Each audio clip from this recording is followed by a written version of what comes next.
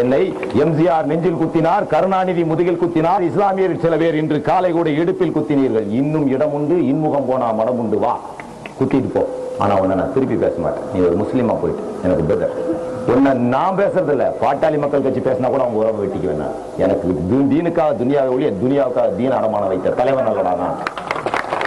இன்னைக்கு இன்டெலிஜென்ஸ் பியூரோக்காரர்களும் ராக்காரர்களும் ரிசர்ச் அண்ட் அனாலிசிஸ் விங் டைரக்டர்களும் என் அறையிலே வந்து இருந்து 20 கோடி ரூபாயும் 20 சீட்டும் தருகிறேன் என்று சொல்லியும் சமுதாய இளைஞர்களே உங்களை நான் அடமானம் வைக்கவில்லை. கியாமத் நாள் இதை சாட்சி பகருங்கள்.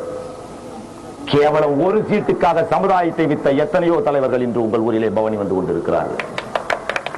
ஆனால் நான் இன்று இதே டெலிபோன் இப்ப இன்னைக்கு நினைச்சா கூட உங்களை அடமான வைக்க முடியும் சகோதரா. வேண்டாம், உன் பிளட்டை வித்து நான் சாப்பிடுறது என் சொந்த தாயோடு நான் உடல் உறவு கொண்டதற்கு சமானம் என்று என் மார்க்கம் சொல்லியிருக்கிறது. அதை நான் செய்யவில்லை. உனக்கு நான் நல்ல உதாரணத்தை காட்ட வேண்டும். இதே